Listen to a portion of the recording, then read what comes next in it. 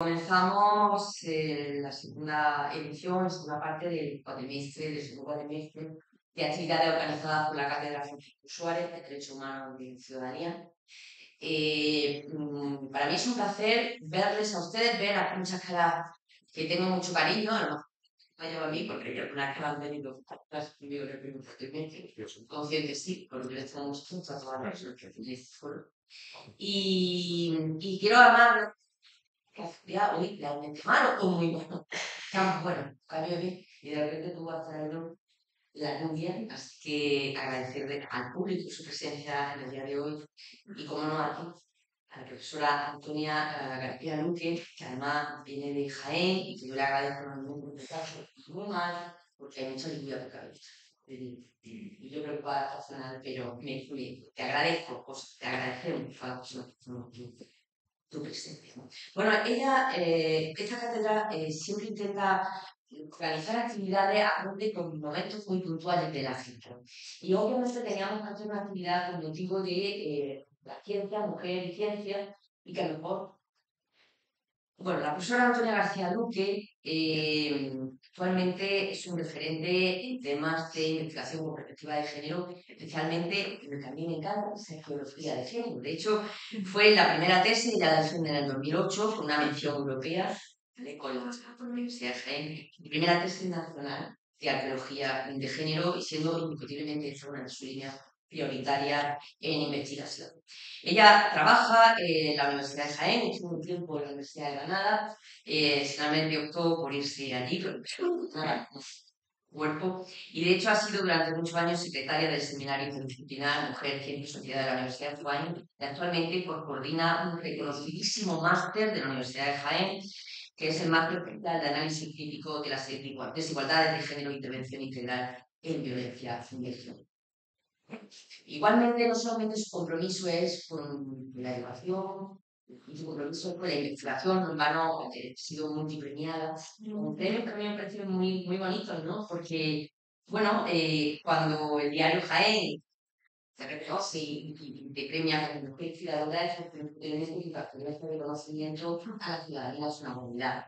Y cuando te premian, el premio Arcoíris, indiscutiblemente el compromiso con la diversidad de género educativo es una obviedad. Yo también querría destacar esa parte, no solamente docentes de investigación, sino de un compromiso social, porque eres vicepresidenta de la Asociación Reciente Didáctica de las Ciencias Sociales, por esa necesidad tuya y necesidad de todas y todos de trasladar lo que aprendes, ese compromiso para hacer un pequeño cambio en esta ciudadanía, que indiscutiblemente siempre será más igual conforme vayamos trabajando con ello. Cuando leo tu currículum, una vez reconocimiento a la genealogía, cuando dice, mis padres son personas muy trabajadoras, que son muy humildes, trabajadoras, y yo siempre me dijeron, hija mía, para adelante y aquí. Gracias por aquí, gracias por devolverme a la sociedad de Dios y ojalá me la visitan. Tiene la palabra la profesora Antonia García Luque con la conferencia Mujeres y Ciencia en torno a la educación. Pues muchas gracias, Fanny Gil. Bueno, gracias por invitarme desde la Francisco Suárez está aquí. Para mí es volver a casa. Tuve 5 años en la Universidad de Granada, en el Departamento de África de las Ciencias Sociales, y no me fui porque me sintiera mal, porque no estuviera a gusto. Estaba encantada de estar aquí, pero mi familia estaba en Jaén, estaba muy cansada de venir todos los días, y yo soy la paz en Jaén. Decidí volver a mi tierra, con mi familia, y que había hecho los planes de futuro aquí en Granada porque realmente me acogió fenomenal. Y bueno, me voy a hacer una conferencia que lo mismo por el título puede parecer una cosa y conforme vaya avanzando, pues romper un poco el esquema de lo que estéis esperando, ¿no? Y que casi todo el mundo esté esperando la brecha académica de género, la SST, mujeres científicas. Y bueno, yo creo que con mi portada, no sé si estáis viendo la portada, estamos viendo como si la arqueología, o me formé en arqueología, y no hago arqueología, y hago didáctica de las ciencias sociales, y hago coeducación desde la didáctica de las ciencias sociales. Tenemos dos imágenes que para mí son muy significativas. La primera imagen es una imagen de socialización entre la mujer y el aprendizaje en la prehistoria, ¿vale? Saberes, ciencia. Esto ha construido ciencia. La segunda, que me parece maravillosa, de nuestro proyecto Patch Women, es un parto. ¿Cuántas imágenes de parto han visto ustedes en el libro de texto? Eso que están viendo ustedes son ciencias. Eso es ciencia. Construye ciencia. Porque no es intuitivo, hay aprendizaje, hay metodología, hay epistemología, hay teoría. ¿Vale? Entonces voy a dar, quizás esperan ustedes que hablemos mucho de este, lo voy a tratar, pero quiero que se queden con estas dos imágenes. ¿Vale? Que lo irán entendiendo con el paso de la conferencia. De hecho, yo lo he subtitulado un poco y he dicho que mi conferencia es coeducar a una ciencia sin sesgo de género. Y esto me lleva a la primera parte. ¿De qué hablamos cuando hablamos de mujeres y ciencia? Hablamos de mujeres sujetos de estudio. Las mujeres sujetos de estudio son las mujeres que han construido ciencia, que han construido conocimiento científico, las mujeres científicas. O hablamos de mujeres objeto de estudio, que hemos sido el 50% de la población, que hemos formado parte de la historia y que hemos sido invisibilizadas y ocultadas en la construcción del conocimiento. Si hablamos de mujeres sujetos, también podríamos estar hablando de esas mujeres sujetos, son mujeres objeto de estudio, porque ahora trabajamos muchísimo a nivel investigador y en las escuelas, las mujeres científicas. Los nombres, esos nombres, esas mujeres referentes culturales que hay en la ciencia. Pero yo quiero dar un paso más allá. Yo cuando hablo de mujeres y ciencia, hablo de un tipo de ciencia que es libre que tiene un paradigma, una epistemología determinada, con una metodología determinada que son propias y que pretenden cambiar cómo se ha construido la ciencia y hacer construir una ciencia mucho más inclusiva en la que se tenga en cuenta ese 50% de la población con las mujeres y desde las mujeres, como decía Marcela Lagarde, que es la perspectiva de género, ¿no? Es una nueva subjetivación de la ciencia. Y aquí es donde yo voy a detener. Yo quiero hablar de mujer y ciencia, pero desde una ciencia feminista que tambalee el cimiento de la ideología patriarcal que ha construido la ciencia hasta el momento. ¿Vale? Cuando yo empecé la arqueología del género, claro, y lo primero que hice fue pensar que había aportado la categoría de análisis género a las ciencias sociales. Y mi reflexión me llevó a que ha aportado muchísimo. Lo voy a pasar muy por encima, pero no ha sido baladí lo que era esta categoría de análisis, porque género, cuando lo aplicamos en investigación, es una categoría analítica, es una dimensión de investigación. Y lo tenemos que entender así. Por una parte, ha roto la teoría biologicista que estaba limitada a las mujeres con su rol social. Esto por una parte. Por otra parte, ha integrado a las mujeres no como sujetos de estudio, sino como agentes de transformación social. Las mujeres hemos estado en la historia como agentes sociales, no solo como sujetos pasivos, ¿vale? Y gracias a la categoría analítica de género, el replanteamiento global de los dos grandes interpretativos de las ciencias sociales, los cuales son el tiempo y el espacio. Hemos replanteado tiempo y espacio. La categoría de género ha permitido un marco teórico y una metodología que rescata de la marginalidad histórica, pero a las mujeres plurales y diversas, no a la mujer. Vamos a dejar de hablar de la mujer en la ciencia, la mujer en la arqueología, no. No hay un único modelo de mujer como tampoco hay un único modelo de hombre. Las mujeres, que somos plurales, que somos diversas. ¿Vale? Ha permitido además un pensamiento relacional entre los distintos sistemas de género, que como saben ustedes, son culturales y además evolucionan. En cada contexto geográfico hay un sistema de género determinado y además en constante evolución. Ha permitido un pensamiento relacional entre los sistemas de género y otras categorías de análisis fundamentales para entender el contexto cultural. Puede ser la clase, la etnia, la territorialidad, la sexualidad, la diversidad funcional, con esto que llamamos la interseccionalidad. ¿Qué más? Ha permitido la integración de lo que Marcela Lagarde llamaba ya hace bastantes años los sujetos de género, las masculinidades y las feminidades, para que se pueda reinterpretar el pasado. Para reinterpretar el pasado de una manera mucho más holística e integradora, más inclusiva. ¿Vale? ¿Qué más? Ha permitido romper el androcentrismo de los saberes, pero ojo, el androcentrismo de la historia no se rompe añadiendo a las mujeres como si fuéramos alteridades subalternas, como esto que pasa en los libros de texto. Vamos, todo el tema, y al final hay un epígrafe, las mujeres es la prehistoria, las mujeres es la historia antigua, epígrafe final, como si fuéramos un apéndice. No, ha planteado un replanteamiento de las relaciones sociales en su conjunto. Esta aplica la perspectiva de género.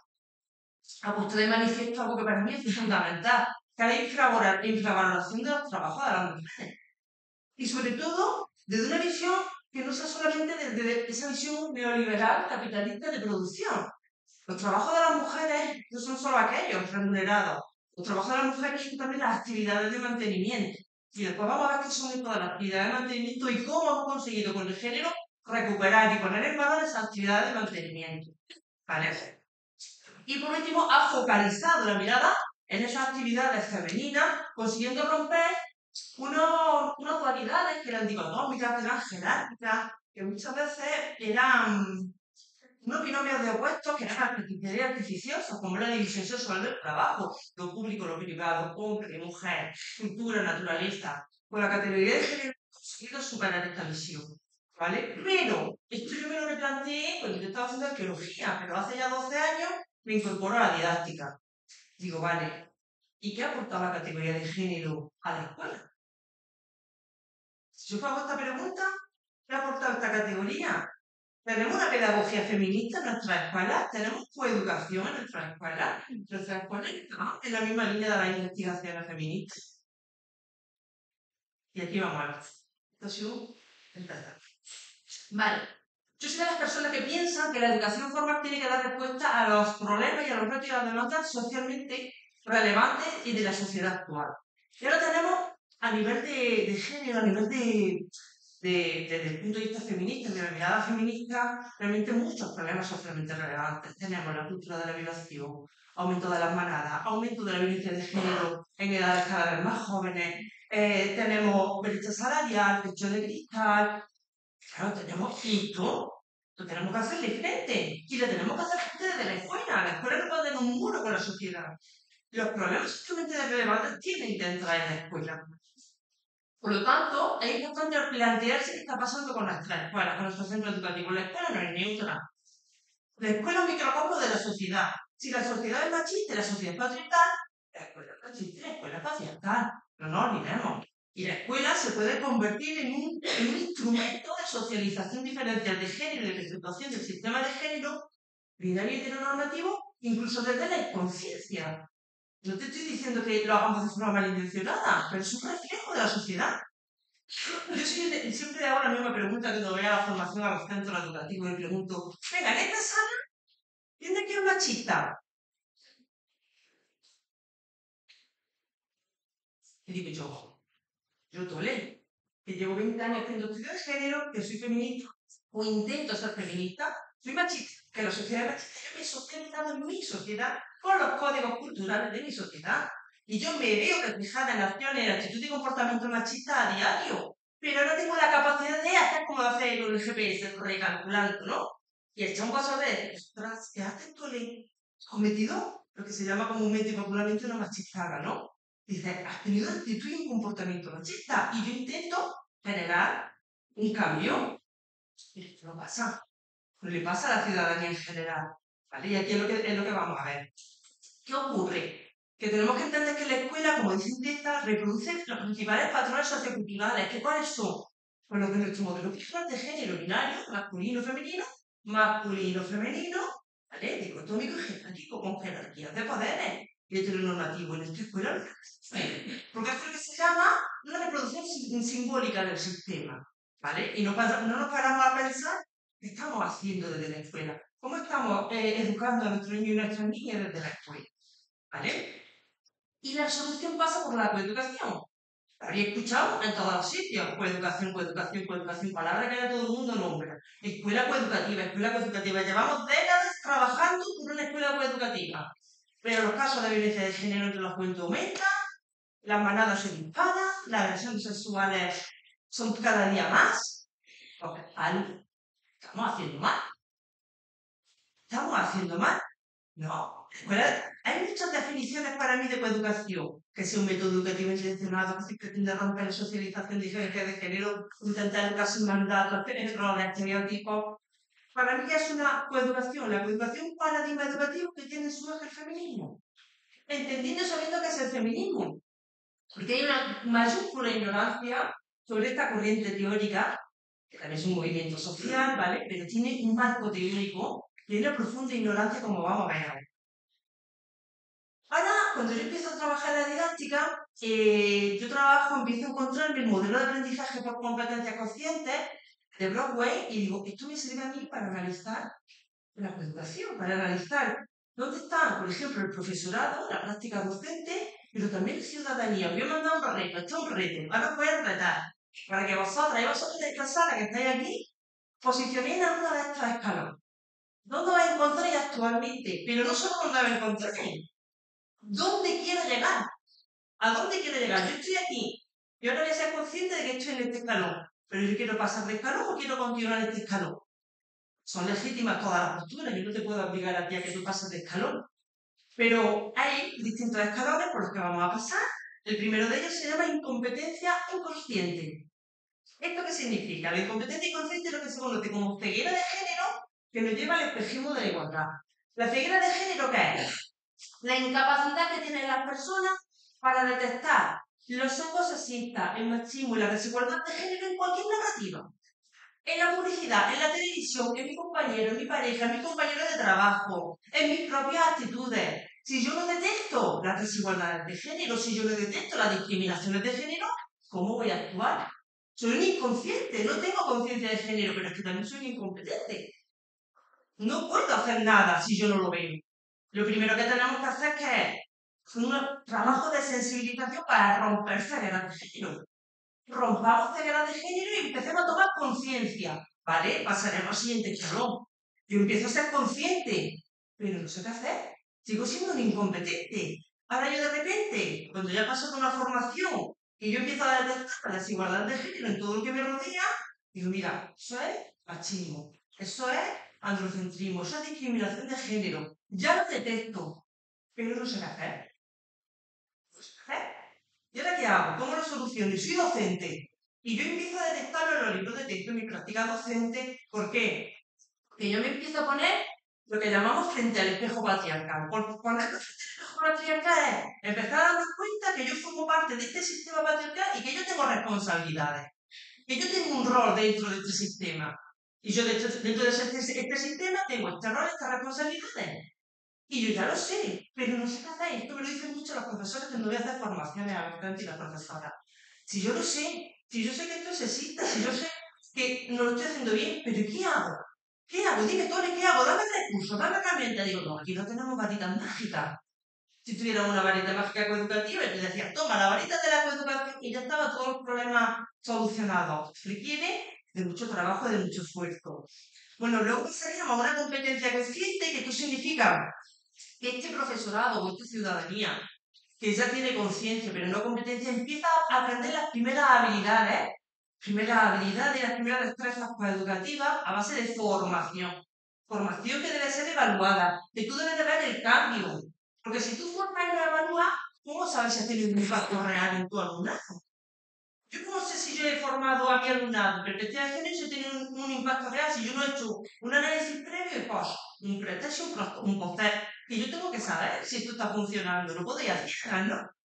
¿Qué ocurre con la competencia consciente? Que empiezo a tener competencias, tengo conciencia, pero esto es como cuando empezamos a conducir y tenemos el carnet recién sacado. ¿Qué nos pasa cuando empezamos a conducir? Íbamos los primeros meses, las primeras semanas con el coche.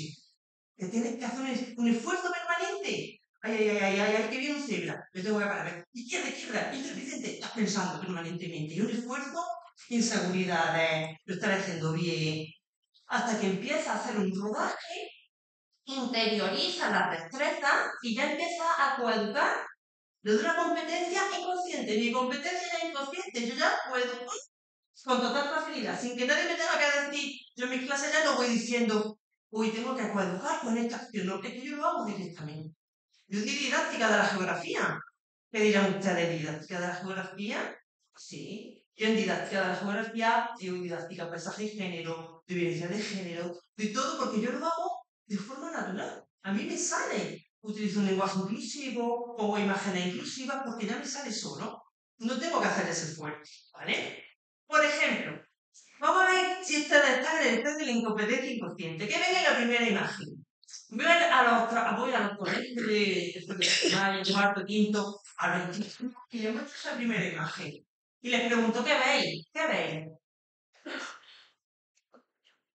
Es de los metales, ¿vale? La metalurgia. ¿Pero qué veis? Mira, ¿os digo lo que me dicen que veis? Después hay unos hombres que están haciendo trabajos de metalurgia, porque normalmente pues esto ya lo han dado, trabajos de metalurgia, y parece que son poblados que tienen una choza, me dicen, tienen choza, tienen una muralla. Digo, vale, digo, ¿y qué no veis? ¿Vale? Pero porque sabéis vosotros que no veis mujeres, porque estamos en esta conferencia. Pero yo le digo, ¿qué no veis? Y empiezo. Número uno, en primer plan, acción de los hombres. Hombres en activo, primer plan. Las mujeres hay que buscarlas casi con lupa, está en los laterales, segundo y tercero pies, en posiciones pasivas, contemplativas o arrodilladas. ¿Vale? Pero ahí al fondo hay niños, hay muchos niños y muchas niñas. Y yo les digo, pero ¿y esos niños y esas niñas han salido? ¿Y qué me dice la niña? Su madre. Digo, pero ¿y entonces dónde están esas mujeres en este poblado metalúrgico? Les pongo la ilustración del libro de texto, todas son de libros de texto, ¿vale? ¿Dónde están las mujeres de ese metalúrgico? ¿Qué me dicen? ¿Dónde están? En la choza, pues estarán guisando, estarán limpiando la casa, estarán... ¿Por qué? Porque lo que hace es que sus lógicas presentes, su ideología presente, su lógica presente, con esa lógica interpretan el pasado. ¿Entendéis? Cuando sabemos que no tienen en aquella época, los científicos fue así, ¿vale? Pero ya vamos más allá.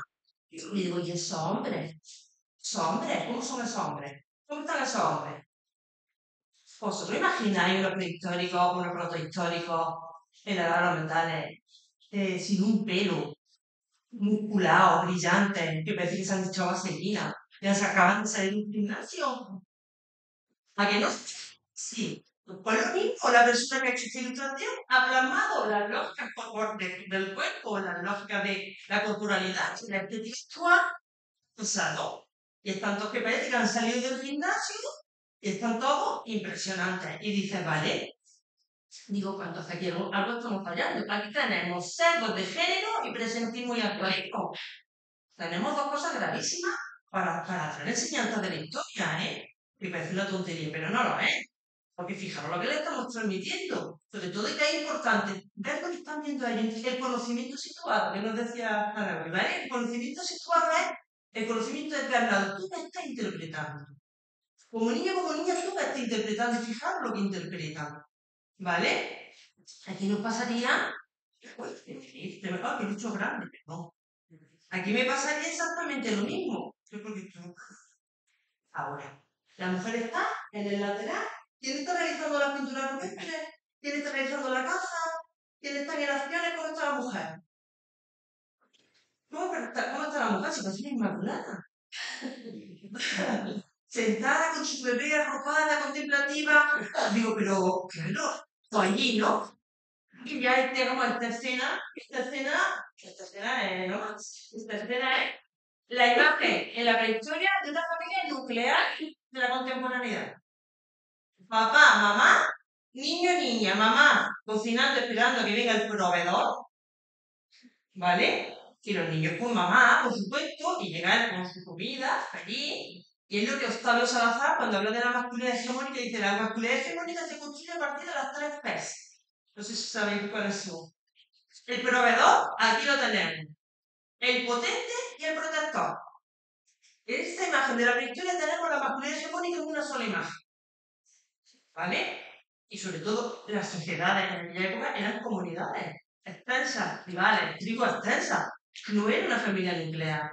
¿Vale? Yo cuando llevaba mi alumno me dice, estaba haciendo una unidad didáctica de la prehistoria en educación infantil. Dice, y hemos cogido el hombre de Cromañón, la familia Cromañón, y me presentan el cuento de la familia Cromañón, que está clarísimo, con su papá, su mamá, su abuelito y su abuelita, su niño y su niña. No, no, ¿vale? Me lleva a lo que se llama ceguera de género. Yo esto no lo veo. Si yo ustedes no hago este ejercicio y hubieran visto todo esto, a que hubiera gustado ver estas realidades, estas capacidad de detectar, me lleva este espejismo en la ciudadanía en general. El espejismo de la igualdad es muy peligroso, porque el espejismo es confundido de igualdad formal con la fe. Como ya tenemos muchas políticas públicas, ya tenemos mucho, pues ya lo he conseguido. A que os suene esa frase de, ¿pero qué más queréis la mujer? ¿Qué queréis? ¿Poneros por encima? ¿Os suena esta frase? Claro, ¿qué más queréis las mujeres? Si ya tenéis todas las leyes, ya tenéis todos los derechos. Claro, las leyes y los derechos no cambian la cultura. ¿Vale? ¿Ah? Como yo digo, a retaguardia, ¿no? ¿Y qué ocurre? Que de este ejemplo de esta ceguera sale el negacionismo de la desigualdad de género, sale la resistencia al feminismo, ¿vale? De esta ceguera de género. ¿Os suena esta encuesta del CIS, no? Que ha acaparado todos los telediarios y todos los titulares de prensa. El 44,1% de los hombres cree que la aprobación de la igualdad ha llegado tan lejos que ahora se sienten discriminados. Pero que es que un 32% de los hombres afirman lo mismo, que no son hombres los discriminados. ¿De dónde vienen estos titulares? Del espejismo de igualdad, de la ceguera de género, que podríamos hablar largo tendido de cómo hay una estructura, ¿vale?, detrás que está fomentando esta ideología, pero que está acabando muy fuerte. Está acabando muy fuerte, ¿vale?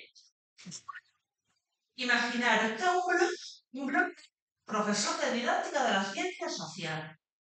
Es un profesor de educación secundaria. Y en su blog pone lo siguiente, desde sus prejuicios, desde sus creencias, pone lo siguiente. Pone una ilustración, no sé si conocéis la ilustración de Arturo Asensio, en Altamira, hay una mujer pintando la flor de Altamira, que es preciosa, que tiene a su bebé, que está cargando su bebé, y hay una niña que lo está iluminando, que las cosas tienen que iluminarse, no para pintar, evidentemente. Bueno, después de decir que el arte rupestre era de hombres, la parte de arriba, los pintores, los artistas, etc., la sustituye de la siguiente manera. Ilustración de Arturo Asensio para la exposición La mirada del Paleolítico. En ella se especula con el improbable hecho de que las pinturas fueran realizadas por una mujer. Dice este profesor. Es un blog que lo consulta muchísima gente para sus clases, para organizar sus clases. Y simplemente la siguiente imagen es la siguiente. Diorama del Museo Arqueológico de Barcelona en el que se representa el hombre paleolítico pintando una cabeza. Aquí ya no hay especulación. Estos son nuestros prejuicios, nuestras creencias llevadas a la interpretación, pero además de forma taxativa, como verdades absolutas, sin hacer caso a que ahora tenemos ya numerosas investigaciones que dicen que hayan pintado los campos de Altamira, con investigaciones de fenotipo, de antropología forense, la leche, son investigaciones científicas, pero no lo estamos inventando, las mujeres también cazaban, etcétera, ¿vale? Esto ya más o menos, ahora veremos algo. Pero sin embargo, mis prejuicios, mi ceguera de género como docente hace que yo transmita mis prejuicios y mis falsas creencias a través de mis clases, de mis informaciones, ¿vale? Pues esto es un poco lo que hemos visto antes, pero mucho más desarrollado. Como voy fatal del tiempo, voy a avanzar. Esto nos lleva a hablar de lo que mi compañera Alba de la Cruz, que está presente aquí, compañera de la Universidad de Jaén y yo, hemos llamado, que lo tenemos ahora mismo en prensa y se publica ya mismo, ¿vale? El desorden cíclico de las desigualdades. Es un ciclo. Es un ciclo. Nosotros tenemos una socialización diferencial de género. Sabemos que chicos y chicas en sociedad y en modelo cultural de género somos educados y socializados de forma diferencial, con mandatos, roles y estereotipos diferentes, ¿vale? ¿Esto que me lleva? A un aprendizaje y una interiorización de roles y estereotipos de género que hace que las niñas y las mujeres tengamos unas expectativas más limitadas. Vamos a ver que hay estudios de esto, que no nos lo estamos inventando, ¿vale? Precisamente por estos prejuicios, estos mandatos que hemos aprendido, ¿vale? Eso nos lleva a que las mujeres y los niños, las niñas, los niños y las niñas tienen una autopercepción diferencial, ellas se infravaloran mucho más que ahora vamos a ver los estudios, y hace que la influencia del estereotipo genio asociado al hombre, se conoce como una brecha académica de género. ¿Os suena lo que es la brecha académica de género? Carrera masculinizada, carrera feminizada. ¿Sí? Ahora lo vamos a ver con datos. Las carreras que están muy masculinizadas y otras muy feminizadas. ¿Por qué hay un día 11F? Para romper esta brecha académica de género. Para intentar que las mujeres cedan a esos espacios académicos que están masculinizados. La ingeniería, ¿vale? La arquitectura, la informática, las politécnicas, ¿vale? Y claro, esa brecha académica de género, ¿qué impacta en la sociedad? En la brecha de género profesional. Pero rendimiento, mucho de distancia, pero esperar el salario, etcétera, etcétera, ¿vale? ¿Qué me lleva a esto? Que la sociedad diferente de género es una sociedad patriarcal y que está pasando en la escuela, por lo que estamos viendo. en la que no está pasando que en las universidades, en los grados de educación y en los másteres de educación, en los que yo imparto clase, la formación inicial del profesorado no tiene formación de género. De formación en género, este profesorado va a ser el futuro docente, con sus prejuicios de género, con sus creencias de género, va a transmitir sus prejuicios y sus creencias de género, recordad la imagen anterior, de sus alumnos, y esto lo que va a hacer un ciclo que no lo vamos a poder romper. Es un ciclo que se retroalimenta. ¿Qué pasa? Que tenemos que empezar a romper este ciclo desde la cuenta, ¿vale? Yo, como he dicho antes, existen ya estudios Science en el 2017, hace ya unos añitos, publicó un estudio que ha sido un referente, ¿vale? En el que se nos decía que las niñas a partir de los 6 años ya se consideran menos brillantes intelectualmente que los niños. Esto es muy grave. Dice, la niña, y leo textualmente, se vuelven menos proclives a asociar la brillantez intelectual a su propio sexo y tienden a evitar las actividades que se hicieron para niños muy inteligentes. Las niñas son más propensas a creer, autopercepción, que tienen capacidades digitales científicas inferiores a los niños con 6 años. Claro, cuando nosotros empezamos a trabajar la STEM y las vocaciones científicas en secundaria, ¿qué ocurre? Que llegamos tarde. Llegamos muy tarde, porque tú ya estás muy asentado. Te tienes que empezar desde infantil, tienes que empezar desde mucho antes. Nos decía el CSIC, en un estudio que publicó también hace poco, que el 63% de los españoles cree que las mujeres no valen para científicas de alto nivel. Por eso parece mucho, pero en Reino Unido, Francia, Alemania era más. Lo sabe el 70%. O sea, claro, y dice, muchas de las personas encuestadas opinan que a las mujeres les falta interés por la ciencia, perseverancia, espíritu racional, sentido práctico y espíritu racional. Ojo, esto es la percepción de la ciudadanía. Tenemos percepción, tenemos autopercepción, tenemos percepción ciudadana. Es que esto hay que trabajarlo desde ti. La coeducación tiene que romper esta brecha académica de género, ¿no? Porque al final, ya sea por una inacción consciente o por una pasividad inconsciente, me da igual que la inacción y la pasividad sea consciente y consciente por parte del profesorado. No. Estamos apagando vocaciones científicas y estamos generando esa brecha académica de género. Aquí están los ejemplos de la brecha académica de género. Esto a nivel nacional, el último estudio que se ha publicado del Ministerio de Universidades, ¿vale? Claro, en la ingeniería y la arquitectura el 18% mujeres y el 81% hombres. Y en esas carreras que están vinculadas ¿a qué? A las actividades de cuidado, de mantenimiento, esas que han hecho tradicionalmente las mujeres y que han sido infravaloradas en la historia, ¿recordáis? Ahora vamos a ver, ¿cuáles son mucho las mujeres? Haciendo lo que hemos hecho siempre. Actividades de cuidado y de mantenimiento, pero profesionalizadas y con estudios académicos. Hablemos en este caso de la Universidad de Jaén, que también muy importante, ¿vale? Esto es lo que se llama segregación horizontal de la universidad. ¿Cuál es nuestro reto académico? Nuestro reto académico es, por una parte, terminar el espacios feminizados, pero no nos olvidemos que mucho más importante o tan importante como esto es masculinizar los espacios académicos feminizados. Porque los hombres tienen que empezar a entrar también en esas actividades de mantenimiento a nivel profesional. Tenemos que construir unas masculinidades diferentes, que vamos a ver esto es fundamental. Para eso, claro, tenemos que visibilizar las actividades de mantenimiento, pero sobre todo le tenemos que dotar de valor social, de prestigio social y de una buena remuneración. No puede ser que los grados o las carreras que profesionalizan para las actividades de cuidado tengan una peor remuneración y mayor prestigio social. Porque al final, ¿quién se va a subir a este cargo? No, pregunto. A lo mejor soy un conferencia. No, no. ¿Vale? Y yo pregunto, ¿cómo se construye la idea de mujer científica? ¿Cómo se construye la idea de mujer científica? En vuestro imaginario colectivo, cuando penséis en una mujer científica, ¿qué se os viene a la cabeza? Venga, que me gusta lanzar preguntas. ¿Qué se os viene a la cabeza? Mujer científica. Marie Curie. Muy bien. Mujer científica Marie Curie, referente cultural. Porque al final trabajamos y nos funcionamos mucho a partir de los referentes culturales, aquellos que se convierten en modelos. Y yo voy a explicar cómo se construye lo que yo llamo, o he denominado, el mito de la bata blanca. La mujer científica es aquella que trabaja en un laboratorio con microscopios, probetas y con bata blanca. ¿Vale? Esto está súper asentado. Hay un concurso en la FACI que todos los años se hace, que es dibuja a una mujer científica. ¿Cuántos dibujos hay ahí? Que no hay una mujer con un microscopio y una bata blanca. Ninguno. ¿Vale? Pero claro, yo meto en internet. Meto en internet. Ahí. Búsqueda, mujer científica. ¿Qué tipo de mujer científica sale de la imagen? Blanca. El mito de la bata blanca. Simplemente científica. Fijaros, visto la palabra mujer científica.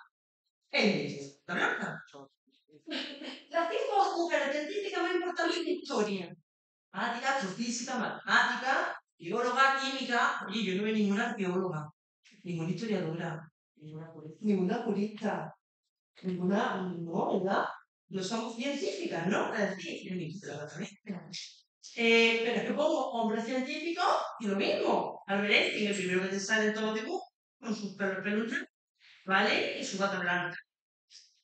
15 científicos de los dibujos animados, tenemos un reportaje, son, salvo 3 mujeres, todos hombres y todas estereotipas de mito de bata blanca.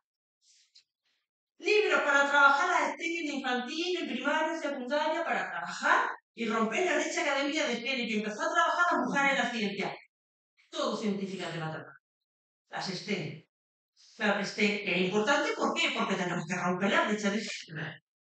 Tenemos que romper la brecha de género. Tenemos que trabajar las referencias culturales femeninas, pero tenemos que romper el mito.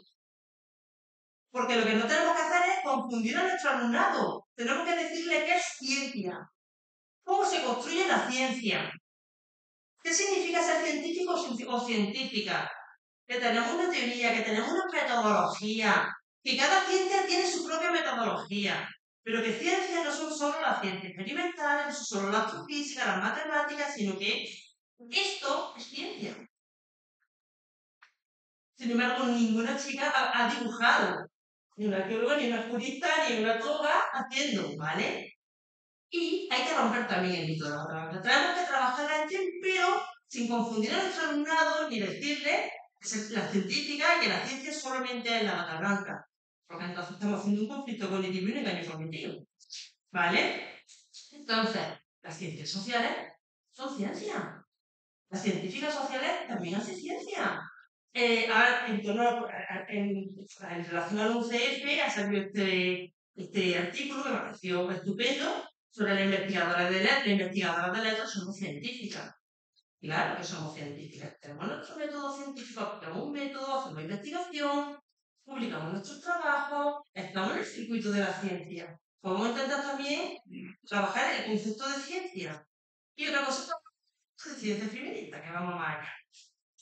Y todo esto desde la coeducación. Pero ojo, trabajamos con la coeducación y siempre nos centramos en el empoderamiento de la mujer. De hecho, no sé si recordáis, los objetivos de desarrollo sostenible tenían los objetivos de desarrollo del milenio anteriores. Y era empoderar a las niñas. Empoderar a las niñas, empoderar a las mujeres. Y es necesario. Pero si estamos trabajando desde la coeducación, yo creo que caminar a construir una escuela coeducativa y un sistema educativo.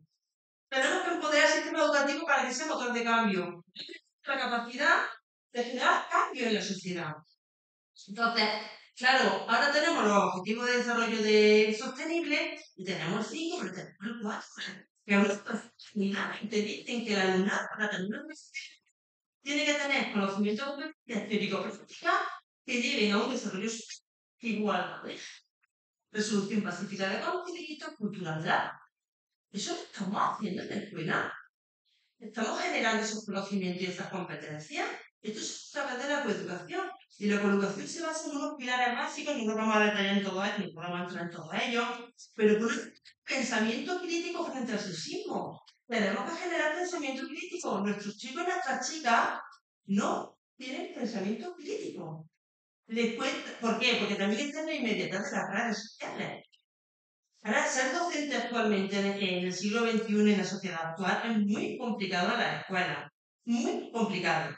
Porque tenemos las redes sobre estimulación a base de imágenes. Están en el TikTok, ¿cuánto tiempo se quedan mirando vosotros mismos?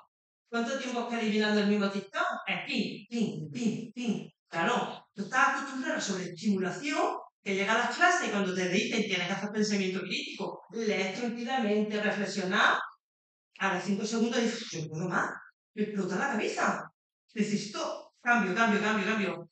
Y nos tenemos que adaptar, claro, no podemos ir a esos ritmos, los docentes y las docentes.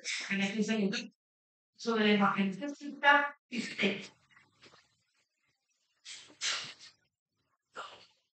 los saberes de las mujeres. Fundamental incorporar los saberes de las mujeres, prevenir la violencia de género, empoderamiento, etcétera, etcétera, etcétera. Y aquí me voy a hablar, porque estamos con gente de derecho, pero es muy importante que esto quede claro.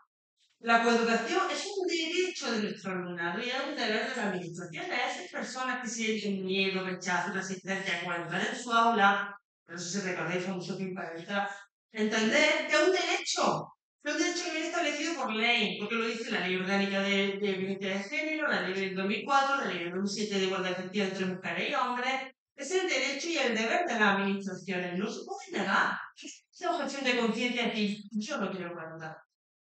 Porque verdad que tú no dices, yo no quiero dar las ecuaciones de segundo grado, porque a mí no me gusta, no me apetece. No, no, es que tú las tienes que dar porque tú te dices que las tienes que dar.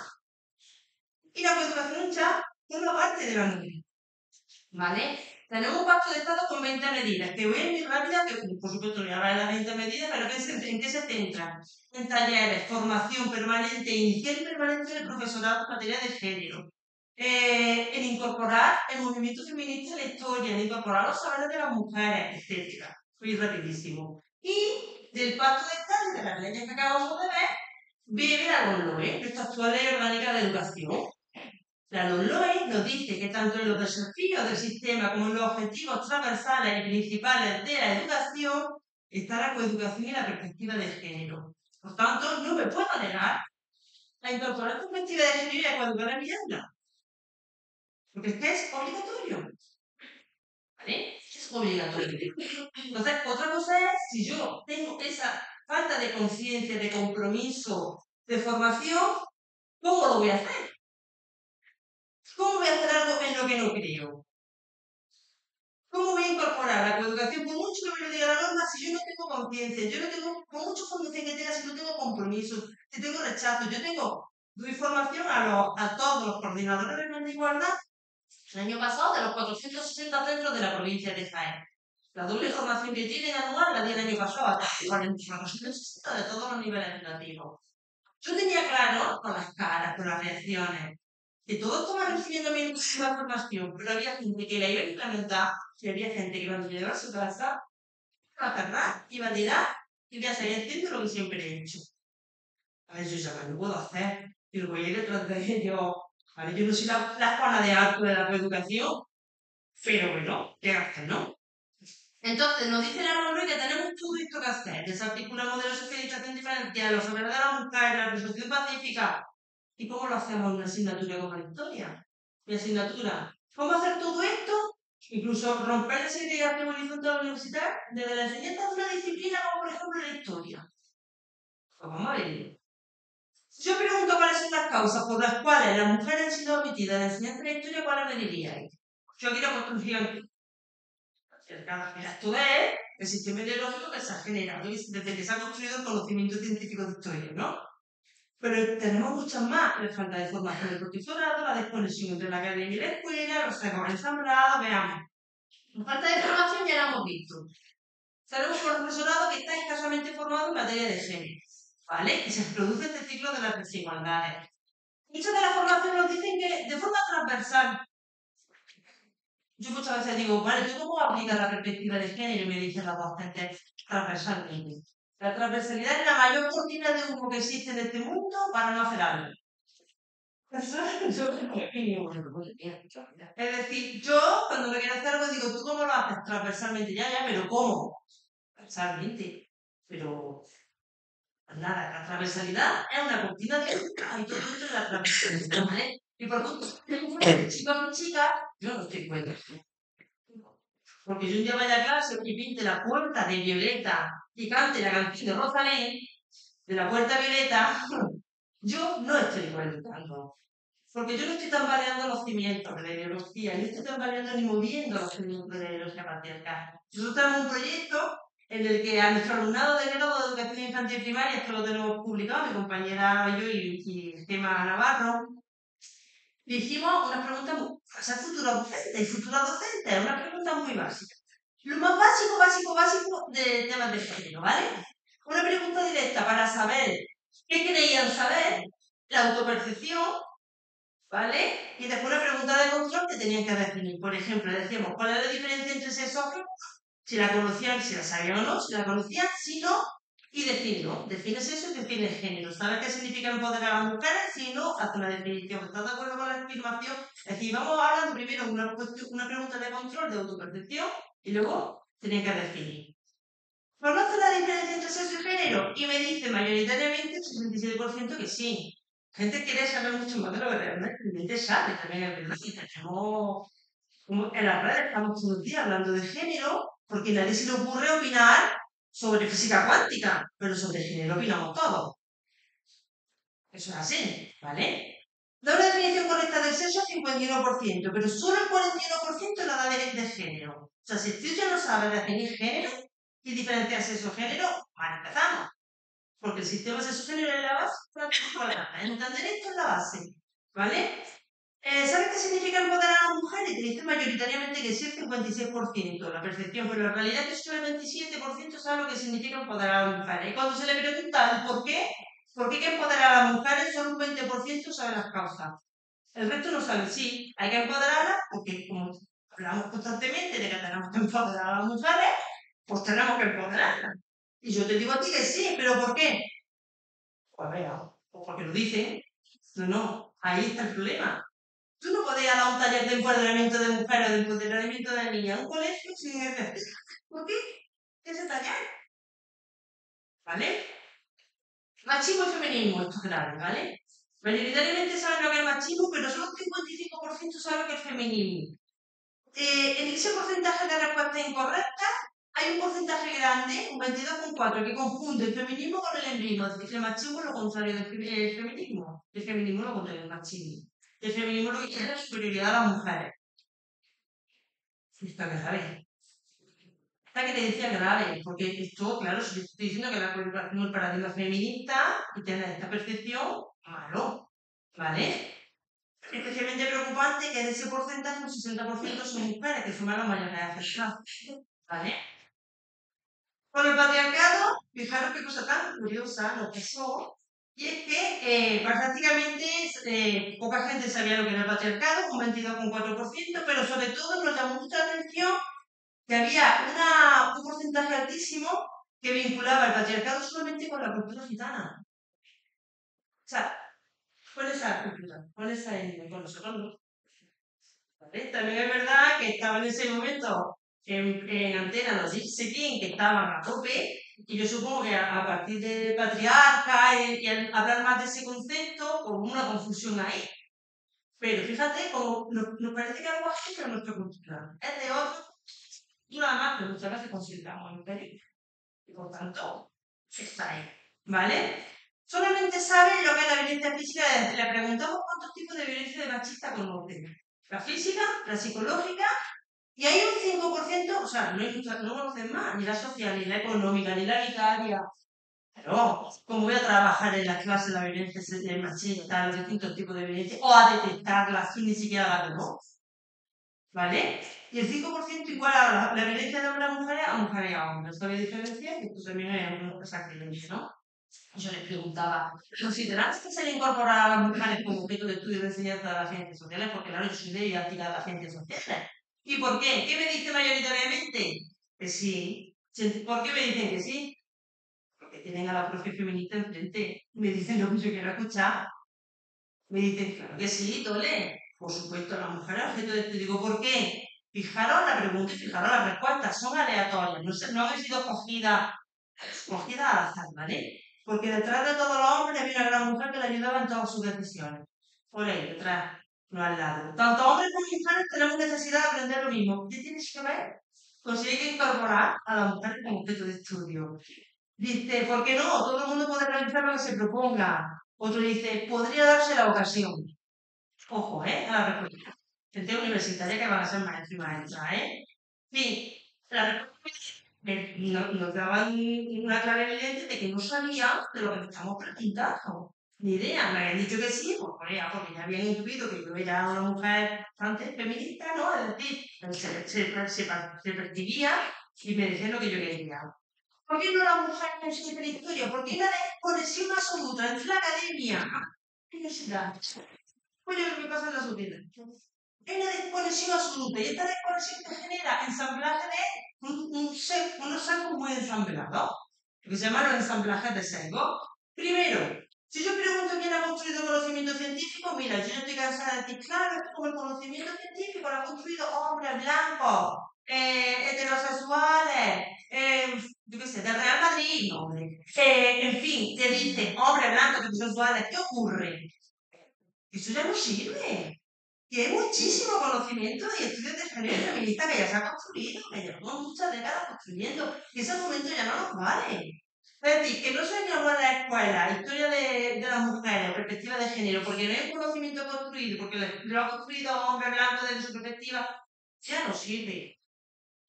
Lo que tenemos que reflexionar es por qué toda esa masa de conocimiento feminista, de estudios de género, de estudios de mujeres, no llega, no permea en la escuela. ¿Quién está haciendo la selección de los contenidos del currículo? Que el currículum del siglo XXI sigue siendo exactamente igual que en el siglo XIX. ¿Vale? Historia política. Entonces no permean. Entonces hay una desconexión. Y después también hay una desconexión en lo que estamos diciendo en el sesgo del currículum. ¿Quién está seleccionando y qué tipo de currículum hemos tenido en la enseñanza de historia? Un currículum de corte positivista. Y el tercer sesgo es el currículum oculto. Esos docentes que transmiten sus sesgos, ¿no? Su intencionalidad. Yo siempre digo lo mismo, hay que aprender a interpretar el currículum. La historia política. ¿Y la historia política qué calidad han tenido las mujeres? Lo dice Ana López Navaja, un estudio buenísimo, que solamente el 7% de los referentes culturales femeninos de los libros de texto son mujeres. Un 7%. Frente al resto que son masculinos. Pero además, aquí lo que yo voy a plantear es qué tipo de referentes culturales femeninos. Son lo que se llaman las hegemonías. ¿Qué son las hegemonías? La hegemonía funciona porque quien tiene el poder construye el imaginario, ¿vale? Y lo que hace es intentar evitar las alternativas. No solo tengo que tener el poder, sino evitar las alternativas. En una historia política está la hegemonía de poder. Claro, la historia política tiene ha tenido el poder político, ¿eh? Mayoritariamente. Y el 7% de feminidades que necesitan los libros de texto, ¿cuáles son? Personajes. Isabel la Católica, personajes que se han apuntalado al poder masculino. Que han ostentado el poder como lo hacían los hombres. Ayer decía, Luna decía, Miguel Lorente, una cosa que me gustó mucho que vino a Jaén, es que cuando una mujer rompe el techo de cristal y llega al poder, la que cambia es la mujer. Pero cuando muchas mujeres llegan al poder, lo que cambia ¿qué es? La forma de construir el poder, la forma del espacio, ¿vale? Entonces, esto es así. Estas son mujeres que llegaron al poder, pero con los mismos códigos que los varones, ¿vale? Y desde un presentismo. En esta historia política, los tiempos de las mujeres, la gente de las mujeres, la experiencia de las mujeres no tenían cabida. No tienen cabida, pero seguimos teniendo historia política en la aula. Historia política no hay justicia, a pesar de que nos dice el pacto de Estado que tenemos que hablar el feminismo, que tenemos que hablar de historia social, y los libros de texto que son un reflejo de la historia política y son herramientas de perpetuación de este sistema patriarcal de socialización diferencial de género. Fijaros en la historia política, ¿os suena lo de los reyes? ¿Os suena este tipo de fáctico, una historia más fáctica? De fecha, de conquista, de guerra. Yo no os voy a preguntar, ¿vosotros estáis aquí como especie humana gracias a la guerra o gracias a los cuidados? Pregunto. Nosotros como especie estamos aquí en nuestro bienestar, en nuestra sostenibilidad como especie humana, es por la guerra, por la conquista, por las batallas, por las colonizaciones y por los cuidados. Los cuidados no aparecen en los libros de texto. No se habla de los cuidados y de quienes han realizado esos cuidados. ¿Vale? Las mujeres ¿qué pasa? Que no están excluidas porque no forman parte de ese poder. Las mujeres que conocemos son pues estas, que se han aculturado o algunas feministas de vanguardia, algunas libros de texto. Pero ni las actividades de las mujeres, ¿vale? Forman parte, fíjate, son un 5,5% de las 1.062 imágenes que se han analizado de distintos libros de texto, ¿vale? De 222 libros de texto, solo un 5,5% muestran imágenes de cuidado. No está el cuidado, no está el mantenimiento. La actividad de mantenimiento que son las generar bienestar y sostenimiento del grupo. No aparece. Esa imagen que he puesto al principio del CAR, ¿cuántos cartas habéis visto? ¿Cuántas imágenes de procesamiento de alimentos habéis visto? ¿Cuántas imágenes de tejido, de mujer tejiendo, de una mujer criando, de una mujer amamantando, de una mujer cuidando a un enfermo, una persona dependiente? Esas actividades son las que hacen que estemos aquí. ¿Vale? Entonces tenemos que romper esta dicotomía. Mujeres, mantenimiento. Hombres, cambio. Mantenimiento, percepción negativa. El cambio, la historia política, percepción positiva. Mujeres, rutina, cotidianidad. Claro, es que las actividades de mantenimiento son rutinarias, son cotidianas. Y esa cotidianidad, en los tiempos de la enseñanza escolar, pasan desapercibidos. A mí lo que me interesa es el cambio. El cambio. Pero lo cotidiano, lo estático, lo rutinario no. Y son nuestros tiempos. Y esos tiempos hay que recuperarlos, ¿vale? Porque son los que han sido marginados en la historia. Pero es que yo voy más allá. Ya no solo es qué tipo de feminidad le estamos mostrando a nuestros niños, que no tenemos a las mujeres referentes culturales femeninas en los libros de texto, un 7%, ¿eso qué es? Eso hemos sido el 50% de la población. Es que, ¿qué referentes le estamos dando a nuestros chicos?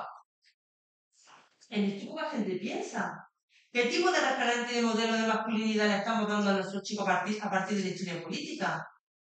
Dentro del currículum tenemos que educar para la paz, la cultura de la paz, resolución pacífica de conflictos, pero al mismo tiempo le estoy diciendo, pero el poder y los cambios vienen por la guerra.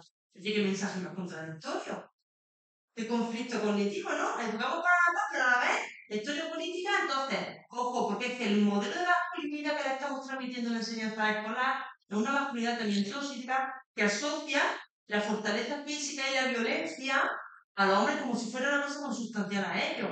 Y esto, la favor está haciendo también a los hombres, a nuestros niños. ¿Vale? Hay que reflexionar también sobre ello. Fijaros, imágenes del libro de texto. ¿Qué tipo de hombres? Hombres con armas, hombres con guerra, hombres con colonización, agresividad. Pues esto que me gusta mucho de la Cazadora. Alba, Consuelo Díaz y yo hicimos un trabajo sobre formación inicial y represión de identidades y vimos que en muchos libros de texto se erotizaba la agresividad y la violencia, se reforzaba mitos del amor romántico y lo masculino es símbolo de ciudadanía. Y esto es lo que estamos llevando a nuestra escuela, aunque la LOMLOE nos diga educación de valores, pacífica de conflicto, no, esto es lo que tenemos, ¿vale? Y yo siempre digo lo mismo cuando mucha gente dice, ¿qué me estás diciendo? ¿Que no hay un descubrimiento de América? Digo, no, te estoy diciendo que mientras Cristóbal Colón descubrió América, alguien había manteniendo a la familia, las mujeres trabajaban en los campos, las mujeres estaban entre el descubrir América y explotando lo que fuera, dentro de ese debate, allí las mujeres también estaban haciendo algo. Estaban sosteniendo la vida, manteniendo la vida. Y esto hay que decirlo. No se trata de cuestionar qué le pasó a su violencia. Claro que es violencia, que hubo guerra, que hubo conquista, pero sobre todo hay que evidenciar la ética del cuidado. Tenemos que poner en valor la ética del cuidado. ¿Vale? Bueno, esto es un poco el estudio que de Ana López Navarro. Que os dejaré, bueno, si queréis hacer la presentación, yo la paso, ¿vale? Que os dejaré la referencia en el que aquí tenéis, este enlace es muy interesante porque podéis hacer búsquedas por libros de texto con editoriales con distintas asignaturas. Entonces tú dices, en cuarto de la ESO, libro de historia del SEMI, ¿dónde están las mujeres y cómo están los hombres? Pues fijaros, 7,4 de mujeres y 92,6 de hombres. ¿Qué tipo de actividades? Entonces, hacer como está todo vaciado ahí, un proyecto interesantísimo, proyecto Trove, pues tú vas a ver ahí todos los desequilibrios que yo estoy diciendo. Y ahora tiene un proyecto maravilloso que supongo que lo conocerás porque está hiper premiado, sale de la prensa, sale de la televisión, que es Legacy, que es para compartir proyectos sobre las culturales, los referentes culturales femeninos en todas las disciplinas. En todas las disciplinas, no solo en historia, en matemática, en biología, en tecnología, ¿vale? Y comparten buenas prácticas. Esta web y este proyecto hay que consultarlo. Es una auténtica maravilla. Lo que están haciendo es un macro proyecto con unos resultados maravillosos. Y ahí hay recursos. recursos científicos, recursos válidos, ¿vale? Mi compañera, bueno, yo dirigí un proyecto de investigación en el que también está mi compañera y todo este equipo de Granada y de Jaén sobre masculinidad y coeducación, ¿vale? Últimamente trabajo mucho en temas de masculinidad y construimos un nuevo modelo masculino, cívico y democrático en la escuela y desde la y los resultados fueron muy parecidos. Cuando hicimos análisis de libros de texto, que se nos encargó Carolina Alegre, una de las personas que era miembro del proyecto, nos salía lo mismo. Son un 6% de actividades de mantenimiento en los libros de texto que analizamos, actividades políticas asociadas a los hombres, actividades económicas asociadas a los hombres con el concepto de producción de, como he dicho antes, las actividades solo un 7% asociadas a las mujeres. Pero, de las mujeres, ¿cómo vamos a tener vocaciones científicas? ¿Cómo se nos van a despertar las vocaciones científicas? Imposible. Cuando tú tienes un libro de texto tienes muchas opciones. Yo se lo digo a mis docentes, no sé si aquí anima a ser docente o no, pero yo siempre digo lo mismo.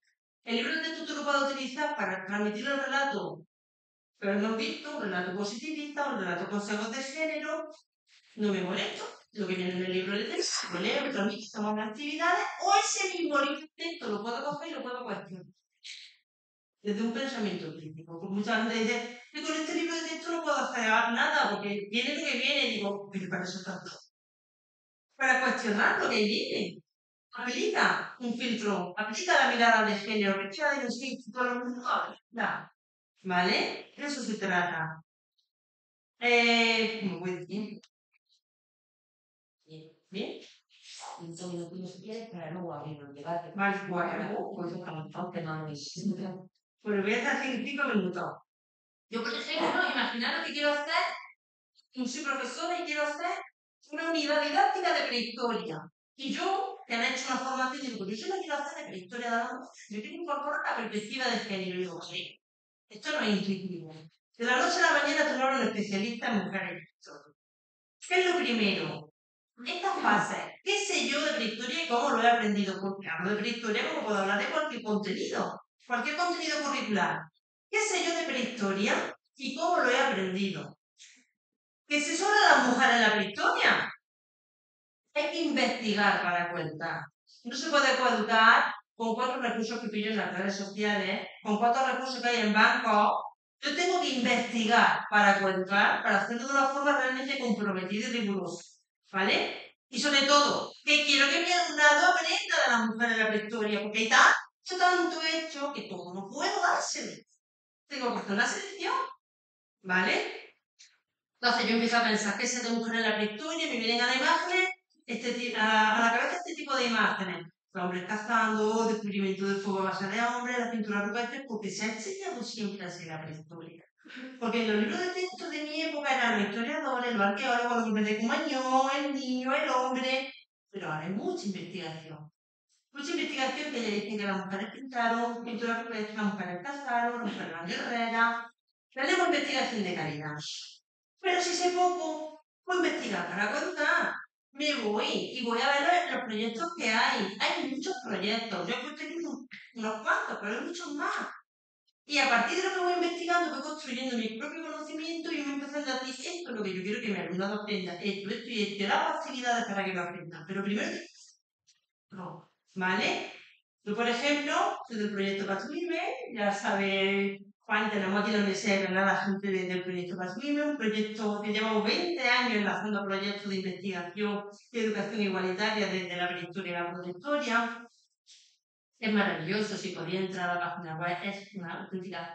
Son 20 años construyendo el proyecto, ¿vale? 20 años de proyectos enlazados en las que nosotros hemos hecho desde el rigor científico y el análisis de la cultura material del registro arqueológico, desde una perspectiva de género, hemos puesto en valor la agencia de las mujeres, esos elementos que antes pasaban desapercibidos cuando se construía la pintura.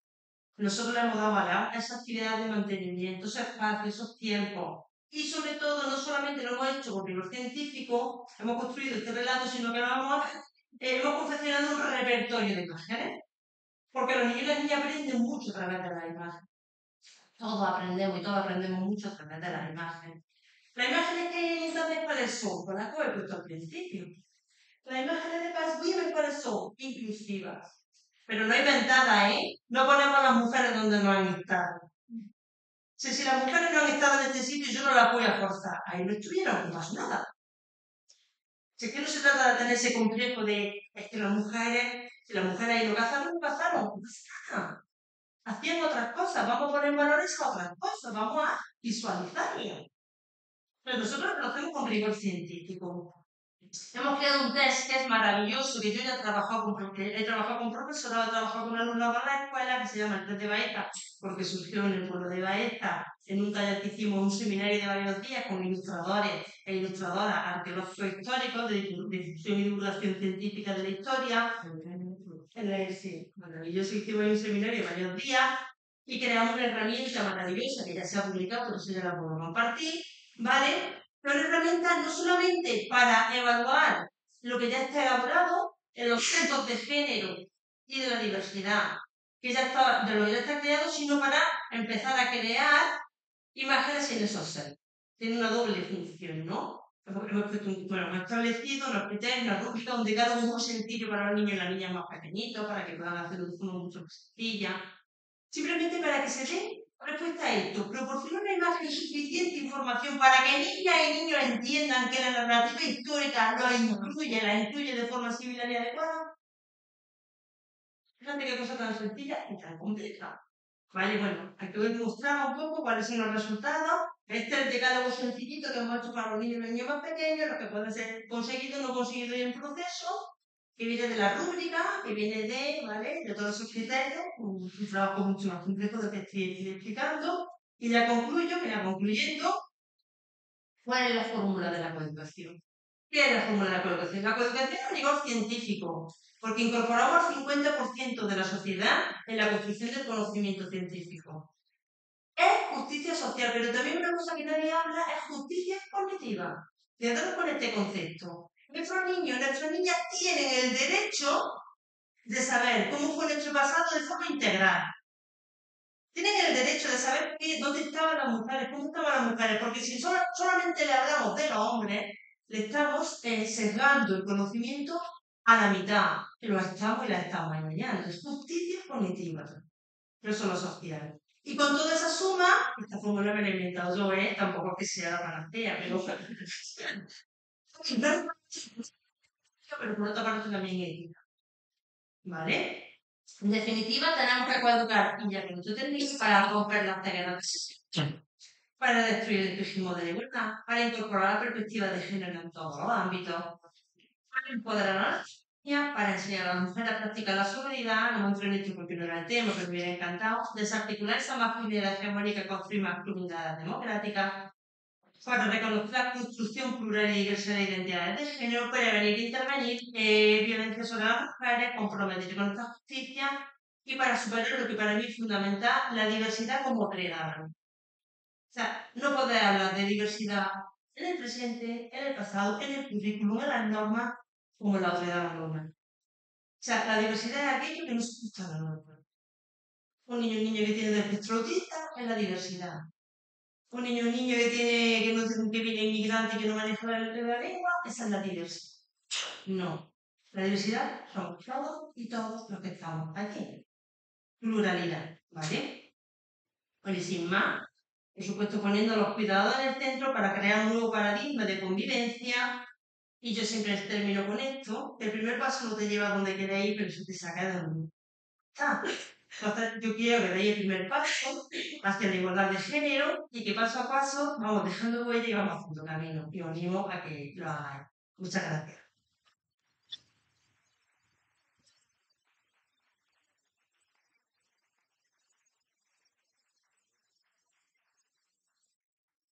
Bueno, pues, mil gracias por tu provocativa sugerencia, poco dura, gracias por tenerte a tiempo.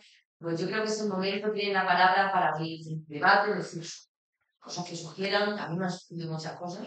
Sí, mientras van despertando de la timidez, me van a perdonar que yo avance, ¿no?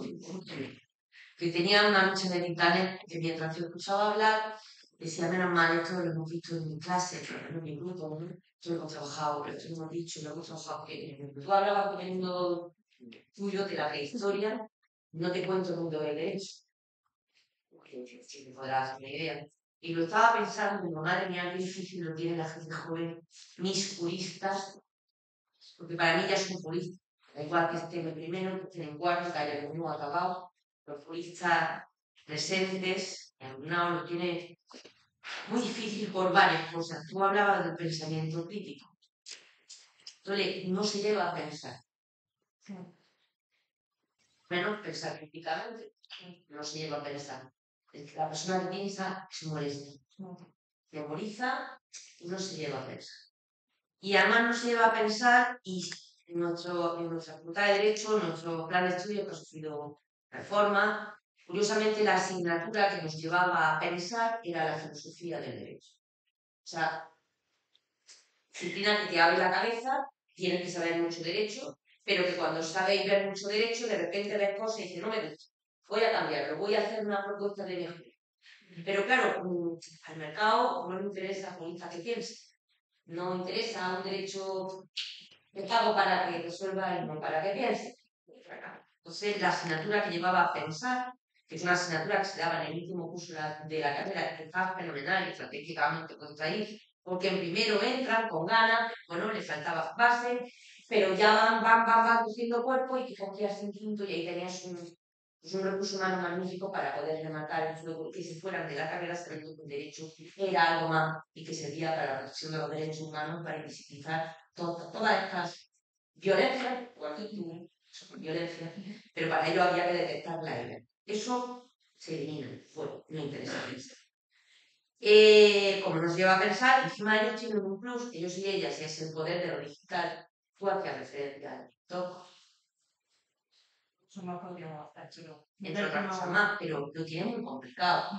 Tiene muy complicado porque, bueno, es verdad, tú lo decías, las dificultades de ella y de ellos para estudiar, es decir, o la capacidad para mantener la atención, es decir, lo tienen realmente muy difícil. Y además, con un proceso de socialización que tú comentabas, tremendamente reforzado.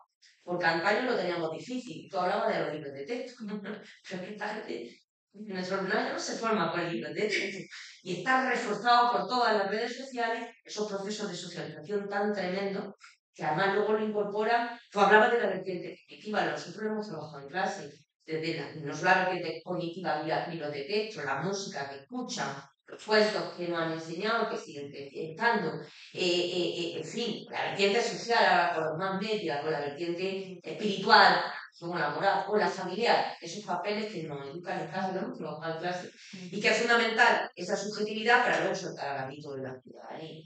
Por lo cual, estoy sufriendo mucho por mi alumnado, que es el futuro, es el presente y es el futuro. Pero cuando tú hablabas de resultados que habéis sacado de vuestras investigaciones, yo ya te quiero avanzar algo que a mí a veces me dice, tú eres una pesimista, y digo, no, soy una optimista bien informada. Me preocupa mucho porque estos estudios que vosotros estáis haciendo, nosotras los hicimos en un proyecto de innovación científica, innovación docente en la Facultad de Derecho, aquí en Granada, y resultados que publicamos en la revista Academia, en la revista Educación y Derecho, etcétera, etcétera, porque la cosa acaba una. Se queda traducido a la teoría del derecho, pero espérate, inventan una carrera que se llama criminología, con una asignatura que se llama violencia de género y violencia doméstica. No puede haber más atentado y más aberración epistemológica que el propio título de la asignatura. Una asignatura que se imparte en cuarto, en criminología, y que además nadie sabe de nada, ¿eh? O sea, al final se imparte, una parte la da filosofía del derecho, una parte la da procesal, una parte la da penal, y otra parte la da civil. En fin, terminan sin saber absolutamente nada, pero además de manera y yo me pareció tan grave, hicimos una investigación, todas las preguntas que tú hacías, con distingue usted sexo y tal, hicimos con el sexual y lo hicimos con el no. Y lo único que me satisfizo fue que el alumnado decía, queremos más formación contrastada en igualdad efectiva ciudadana. Ellos eran conscientes de esas carencias, de esas o de formación y de esa intriga en sus docentes, porque cada uno incorporaba su propio prejuicio que tú has contado de manera maravillosa. Y yo digo, madre mía, mi alumnado, mis juristas, las y los juristas del presente y del futuro lo tienen muy complicado porque tienen los problemas de atrás, de primaria y secundaria, y tienen los problemas del presente, lo que estaba contando con esa asignatura, y de futuro. porque esos estudios siguen estando en plena actualidad, porque siguen estando ahí. Con lo cual hay como una imposibilidad de salir. Yo veía un círculo vicioso conforme tú hablabas, y a mí me inquieta porque tenemos que dar también salida. Alternativa. ¿Y cómo lo hacemos? ¿Qué salida le damos a nuestro alumnado? Más allá de lo que ya hacemos, como tú dices, yo no puedo ya meterme en la cama de nadie y decir, por favor, levántese ya usted cosa. Pero, ¿cómo lo hacemos? Si la asignatura de defensa se las quitan. Cuando intentamos que piensen, pues también somos críticos. En fin, tú me entiendes, Sí, no sé si logro trasladar bien. Vamos, estamos con las compañeras, pero podrían haber intervenido perfectamente. Estamos asistiendo hace unos años nosotros íbamos a los centros educativos a la formación. ¿Vale? Es verdad que nosotros damos la formación desde lo científico y lo empírico, no hacemos talleres quedan bonitos, pero que no van a la base. Es decir, si yo voy a trabajar violencia de género y voy a 25N, yo quiero que entiendan, porque ese día, que entiendan que la violencia de género, qué tipo de violencia de género es un taller incómodo. La coeducación es incómoda, incómoda. ¿Vale? Pues hay mucha gente que no quiere coeducar porque te posiciona, te remueve. Bueno, te tienes que ser patriarcal, te haces ser consciente de lo que tú eres, lo que tú proyectas, y mucha gente prefiere seguir en su estado. Y si ya son docentes masculinos que también tienen un estado de privilegio, que vienen ya con las diferencias de género, pues acá son más. Pero hace unos años íbamos y tenemos una receptividad, es decir, pero últimamente vamos a los centros y la profesora dice, vienen a dar un taller, una charla de violencia de género y las reacciones son horrorosas. Es de un rechazo. Otra. Más de lo mismo. Escucha, feminazi, escucha así, por la cara, ¿sabes? Sin venir. Últimamente estamos asistiendo a un retroceso en lo que tú has dicho, que antes sí que creíamos que había mucha receptividad y ahora se está viendo cada vez una mayor resistencia. Tiene mucho que ver, yo que me he centrado en la educación formal, dices tú, los libros de texto lamentablemente siguen siendo protagonistas. Y es que, claro, un libro de texto puede competir contra un móvil. Es que por mucho que tú quieras, por mucho enlace que tú le pongas al libro de texto, enlace que lo que nunca entra, porque sigue haciendo más de lo mismo. No puede compartir con un móvil, ¿vale? Y su socialización es mucho más potente por la educación informal, por las redes sociales, por los multimedia, pero la manosfera que está en esas redes sociales. Es muy complicado ser docente ahora mismo. Es muy complicado ser docente en la sociedad actual porque nos estamos encontrando, o sea, tenemos un reto por delante, que es como afrontar un cambio en el paradigma educativo. Y no un cambio en el currículum de cambiamos los contenidos, cambiamos los saberes, ahora nos hemos metido con esto de la... ¿Hay aquí docentes en la sala? Sí, docentes sabrán lo que estoy hablando. Ahora hemos cambiado de repente toda una metodología, ¿no? Somos mega innovadores, porque hacemos situaciones de aprendizaje. Hacemos situaciones de aprendizaje, lanzamos un reto, investigamos y al final, estoy viendo las situaciones de aprendizaje es más de lo mismo. Queremos cambiar el nombre, que lo adornamos, eso ni hay innovación, y eso es, tenemos un reto. Y yo cuando veo la formación lo digo, no motivamos al alumnado, porque está sobreestimulado. Pero por otra parte, yo siempre digo, es que yo mis clases tampoco las puedo convertir. Yo no me puedo convertir en el bufón de la clase para que mi alumnado esté motivado. No sé si me explico. Es que es muy complicado. Yo no puedo llegar a una. Yo me niego, todo se niega a hacer un TikTok para que el alumnado llame su atención. Yo tengo profesores, yo soy creador de contenido, me he metido en Instagram y hago no sé qué. Digo, mira, yo sinceramente, a mí las redes no me interesan nada. Yo me niego a ser influencers, ¿vale? Para que mi alumnado se motive. Hay que tener otra estrategia, a lo mejor lo que tenemos que empezar a pensar, qué tenemos que hacer para que rompan las dinámicas, que es muy complicado. Es muy complicado. Y el alumnado tiene muy complicado, porque además que no se tiene que curar. Yo tengo dos criaturas, y dos criaturas grandes. Tengo una niña una mujer de 23 años y tengo un hijo de 14. Y entre ella y él, parece que son 9 años. Un universo de diferencia entre el instituto, cuando ella iba al instituto, y el instituto de mi hijo ahora. Es un universo, pero claro, que yo entro al cuarto de mi hijo y si no tiene la pantalla, yo estoy siempre, a ver, corta la pantalla, pues da igual, si no tiene la play, tiene la televisión, si no, está tú en la cama con el móvil, si no, batallar contra eso es muy complicado. No sé qué piensa la gente aquí. Alguien que se anime. Que se puede hacer y que yo no soy nada negativa. No soy nada negativa, ¿eh? Es que tenemos que seguir, ¿vale? Para empezar a hablar el mismo idioma y, en fin, cambiar el plan. Ahora, ¿quién ¿Te más? animas? ¿Te animas? Sé que quieres preguntar algo. Anímate. ¿Puedes repetir la pregunta? Dime, que digas algo. ¿Se ha quedado claro? Mira, el profesor Peter es. Venga, Peter. Bueno, yo creo que conozco. Sí. ¿Qué va a ser Es que luego vas a. Primero una pregunta. Esta imagen de la familia españoles de Leopardo, ¿eso realmente se encuentra en un libro de escuela y en cuál? Mira, esa imagen es de una actividad del Museo de Prehistoria, ¿vale? Para una actividad de divulgación científica destinada al alumnado de repente de llamar, que está el Museo de Prehistoria, que me refiero, que son actividades que son de una educación, no es la formal, no es la informal, es la no formal, que hay una educación que es la no formal, pero que se proyecta la divulgación de la actividad, sí, ¿vale? Entonces, ese tipo de imagen, la familia cromañona es esa, ¿eh?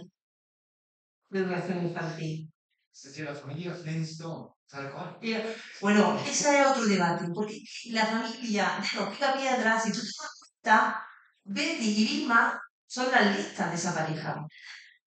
Ellos son inteligentes, son listas, pero que Hanna-Barbera creó esos dibujos animados después de la Segunda Guerra Mundial con el fin de que el rey y la mujer querían seguir trabajando en la fábrica, pero el sueño americano era que regresaran a sus hogares. Entonces hicieron estos, sin nada de inocentes ni neutros, hicieron estos dibujos animados que hacían a dos amas de casa listas bellísimas. Fíjate, qué tipitos tenían, qué guapas eran las listas con dos cazurros, gordos, mal hechos, que eran más vastos que un araña. Pero ¿qué pasa? ¿Es o no es? ¿Qué pasa? Que al final ella era la dueña del hogar, la ángel del hogar, y además, si te das cuenta, los picapiedras estaban empezando a ser los primeros electrodomésticos y se decía a las mujeres en aquella época americana, volved a vuestros hogares que estamos teniendo la vida muy fácil, porque tenéis frigoríficos, porque tenéis aspiradoras, porque tenéis... Y es que la lectura de los picapiedras es una lectura que nosotras desde Paco primero trabajamos mucho el tema de la picapiedras. Es diferente. Y bueno, hace otra pregunta quizás, Sí. porque me interesaba simplemente si esto es material didáctico. Parece, bueno, que existen estas imágenes. Sí, el material didáctico. A ver, las dos primeras sí son de libros de texto, de educación secundaria. No sé si sea de Anaya, entonces tendría que buscarte de dónde es, pero las tenemos todas recogidas, ¿vale? Porque yo trabajo mucho con imágenes en los talleres. Me gusta mucho cuando veo el instituto coger libros de texto que estén utilizados y que ellos analicen con el esta, que yo no voy a darle el relato, quiero que ellos construyan críticamente su pensamiento. Yo no voy a decirles, los libros son sexistas. ¿De qué sirve? Yo quiero que tú apliques un método y te des cuenta de que el relato que esté construido es sexista y además después te diré evidencias científicas que dicen que ese relato no es real. Pero no simplemente llego a construir otro relato porque entonces estaríamos haciendo lo mismo. Simplemente le voy a dar el relato contrahegemónico. ¿No? Yo quiero que despierten y rompan esa ceguera desde su propia experiencia. Nosotros ponemos normas jurídicas y ella ya lo analiza y me descubre si existen o no existen. Cuando la descubren, madre mía, pero esto es verdad. Cuando se quitó, claro que se descubre que. Así que es bonito también. Es muy chulo, por descubrimiento. Sí, se llama aprendizaje por Muchas gracias. Bueno, la pregunta era también, siempre el profesorado también ser que son factores estructurales, que los lunes tienen muchos niños en la clase, con un horario limitado y todos estos factores que han hecho bastante retoques en el instituto también. Entonces es más difícil ganarse a esta gente. Claro, mira, he dicho, hay que empoderar el sistema educativo para que se convierta en un motor de cambio. El sistema educativo se ha apoderado. Entonces, lo que tú dices, la ratio por clase es más alta. La formación, ahora ya, claro, ¿qué ocurre? Yo entiendo al profesorado, porque era dije, tienes que tener carnet A, B, A2, B1, B2 de alfabetización digital. Formación y alfabetización digital. Yo quiero que sea coeducativo, formación y coeducación. El otro quiere que sea cada uno con nuestras formaciones y que todas sean obligatorias. Con no sé cuántas horas de clase y con un sistema que no sé si lo conocéis, Seneca, en Andalucía, que tienen que meter todo lo que hacen con los criterios de evaluación, los estándares de aprendizaje evaluables, toda la metodología y todos los resultados académicos niño por niño en ese sistema, en Seneca. Están dando la forma, mira, hemos creado una situación de aprendizaje. Ahora están dando una formación específica para meter las situaciones de aprendizaje que hagan en el sistema. Criatura. Es decir, están desbordados, la burocracia se lo está comiendo. Y eso está generando también una desmotivación muy fuerte en el profesorado. Mucha gente dice, si no es que yo no quiera, dice, que no sé, no voy a sacarla ahora. Si yo llego a mi casa, antes el profesor no llegaba, corregía, te dice, yo no, yo ahora llego, me dice, sí, tengo que meter no sé cuántos criterios, no sé cuántos, por alumno. Pero estoy hablando de una cosa general, alumno por alumno. ¿Vale? Ahora llega la inspección y te pide que tengas metida, ya te digo, yo el otro día, yo ahora voy a dar la semana que viene un curso de situaciones de aprendizaje con perspectiva de género. Me pasan la plantilla, yo aluciné. 6 hojas la plantilla. Digo, pero ¿y esto es lo que le van a dar al profesorado? Esto tienen que hacerse, pero yo no. Esto es lo que luego tienen que meter en la plataforma. Dije, digo, pero ¿cómo vaya a convencer al profesorado de la situación de aprendizaje con este sistema? Es que es una locura. Es una locura. Yo puse un comentario porque digo, esto no lo veo, esto no lo veo, esto no lo veo. Diría, madre mía, ¿para qué no llamo a esta mujer a dar la formación? Porque me está hablando aquí de caña, pero es que esto no lo veo, esto no lo veo, esto no lo veo. Digo, hay que facilitarle las cosas al profesorado. Hay que ponérselo fácil, hay que ponérselo cómodo. Todo, la formación, la puesta en marcha de las innovaciones, todo, porque si no es que al final pues tener un profesorado desmotivado, con ansiedad, con depresión, con que eso repercute directamente en los niños y en las niñas, etcétera. Salud mental. Tenemos un problema de salud mental muy grande en los institutos y en los centros educativos, pero solo del alumnado, del profesorado. Por lo tanto, hay que empoderar el sistema educativo. Tenemos que no solamente que empoderar el sistema educativo, tenemos que cambiar el paradigma. Gracias. Nada. No sé si alguien más desea intervenir. Te va a aguantar, Uri. Ha sido muy interesante el plan, no puedo decir que ha sido realmente interesante y te agradecemos además el lenguaje cercano porque el sentido de esta cátedra, de la cátedra universitaria, de esta cátedra de extensión universitaria, es trasladar de manera cercana a la ciudadanía o esos esfuerzos que se hacen en investigación en distintas áreas de conocimiento y tú has sido capaz de trasladarlo de manera cercana y ha llegado a jóvenes, menos jóvenes y sí. Bueno, pues si nadie más quiere intervenir, bueno, queremos agradecerte de corazón tu presencia aquí, agradecerte que además hayas venido pese al mal tiempo y combinarte a que venga en otra ocasión a hablarnos de esos avances tan interesantes que estáis haciendo en el grupo de Jaén y conseguir conectando esos esfuerzos a la ciudad.